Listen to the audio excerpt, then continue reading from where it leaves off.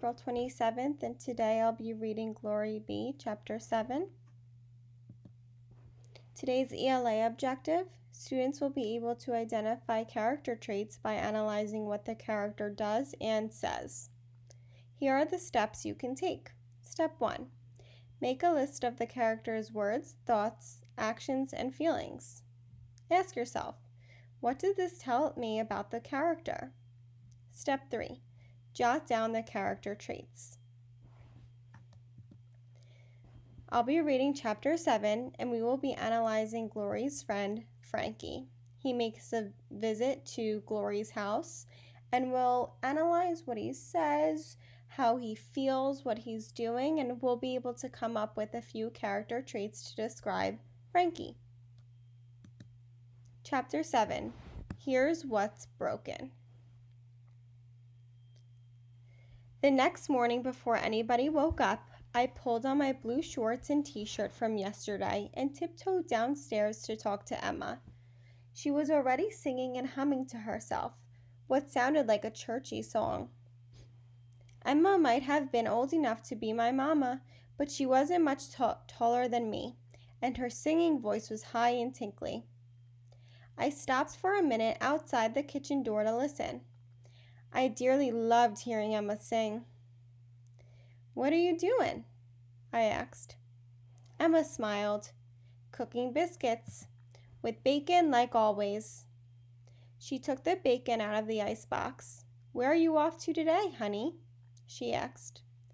I chewed on a hangnail I'd been working on all week. I wanted to go swimming, but Jesslyn's acting ugly, so maybe she won't let me come with her. Besides, what if the pool's already closed? Emma didn't answer, just went back to turning the bacon in her black skillet. I twirled my ponytail and stared at the speck of dust on our red tabletop.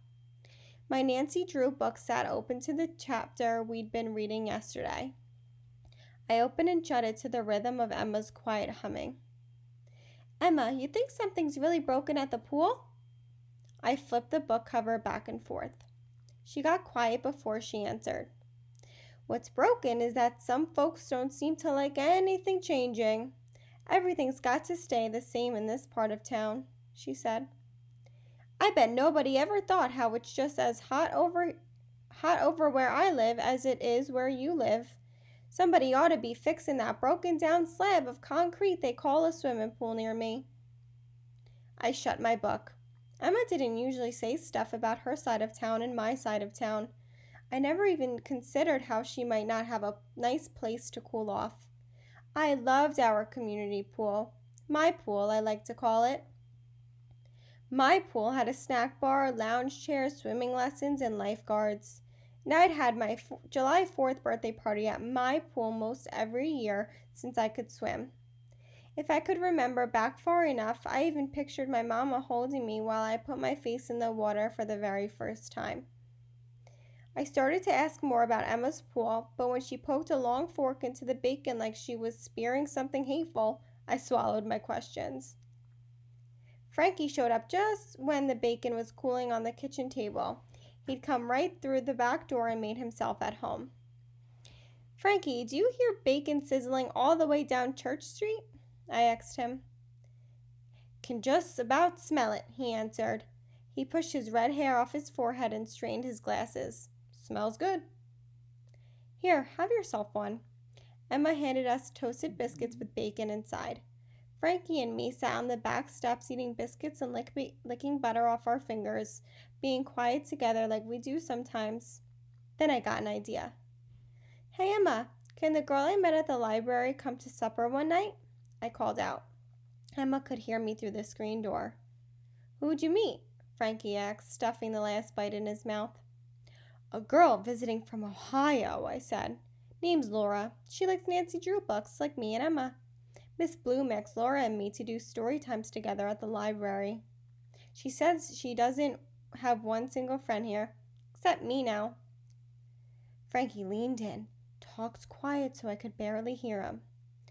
"Wonder if she's one of those troublemakers in town from up north," he said. "Here living with the coloreds, trying to make them vote.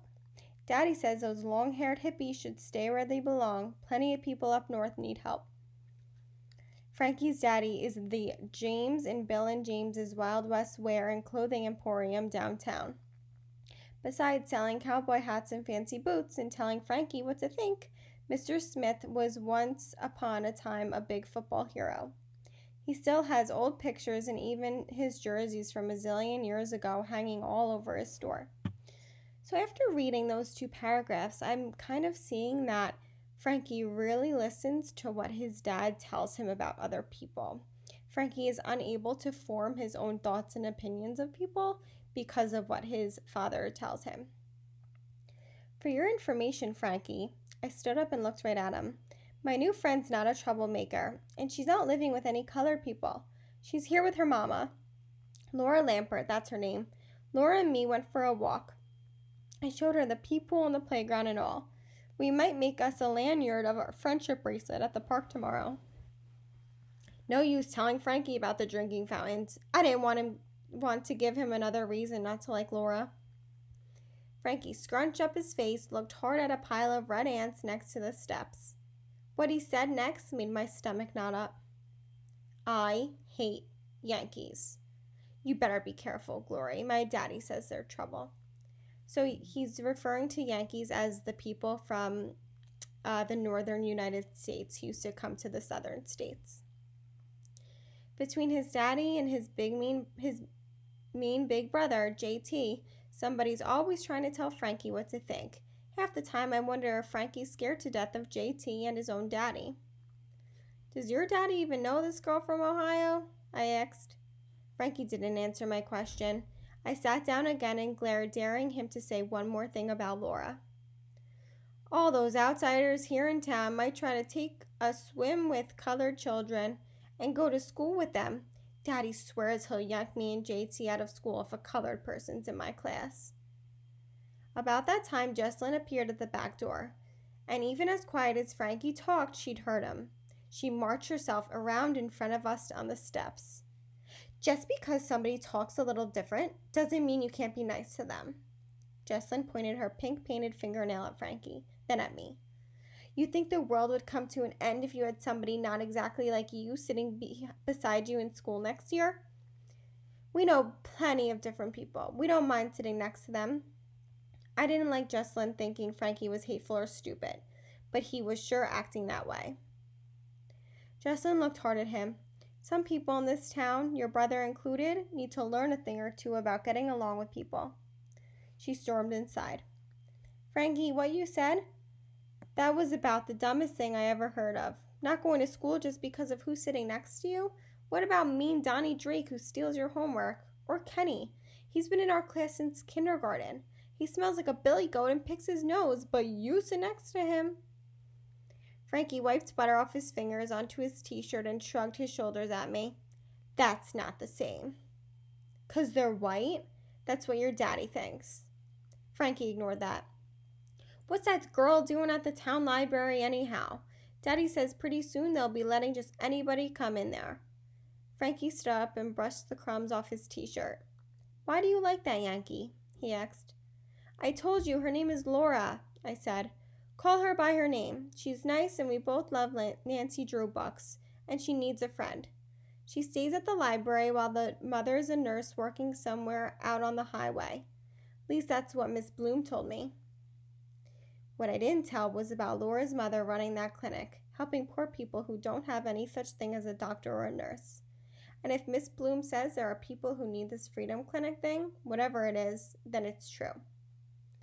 I like knowing somebody from Ohio, I said. My brother claims they talk and dress funny, and those freedom people try to make people do stuff they shouldn't. Freedom people? Wasn't freedom something good? What was Frankie talking about? But before he could tell me another lie that his brother or his daddy swore was the gospel truth, my daddy pushed open the back screen door. I'm going over to the church, he announced. See you in a while, Glory. Thank you for having me to breakfast, Brother Joe. I sure do love Miss Emma's biscuits. Even when he wasn't exactly invited, Frankie remembered his manners. You're welcome any time. Oh, and Glory, did I overhear you talking about a visitor girl you met at the library just now? Invite her to supper, why don't you? You and Jesslyn can get to know people from other places. Then Daddy headed across to the church. I'll invite Laura Lampert to supper. I smiled real nice at Frankie. My sister and I will know somebody from far off. That is, if Jesslyn would pull herself away from her new boyfriend long enough to pay me any never mind. Or stop believing that trying out lipsticks with Mary Louise is more fun than playing junk poker with me. Then maybe Jesslyn would think having my friend from Ohio over here to supper was fun. Frankie let out a big sigh. My daddy's going to be mad, he said, and scooted home, kicking a rock halfway down the block. My brother's going to beat me up for playing with somebody who likes Yankees, he yelled back at me. JT was scary, all right, and I hope he wouldn't beat Frankie up. I truly did. But right now, I needed Frankie about as much as I needed Jesslyn's fancy orange lipstick. Emma, I'll be back real soon, I hollered over my shoulder. I'm going to the library to invite Laura Lampert to supper. From inside the kitchen, Emma shut the icebox door so hard the milk bottles rattled.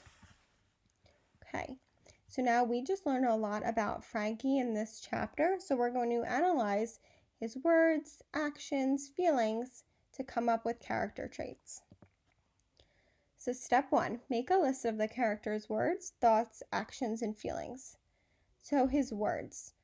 He said in chapter 7, I wonder if she's one of those troublemakers in town from up north.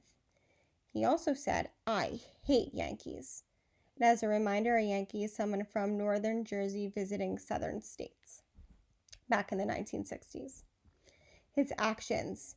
He shrugged his shoulders at Glory. His feelings.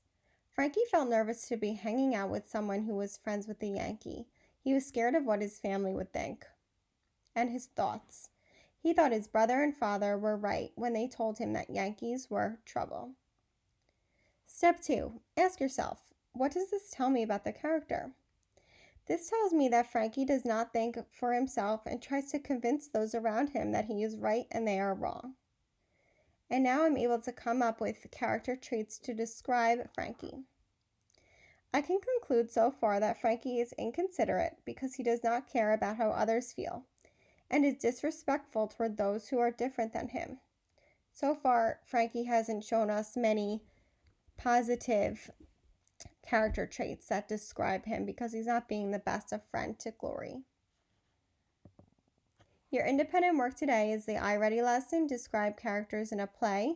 You must complete the entire I Ready lesson and the quiz at the end. Okay, I hope everyone has a really great Monday.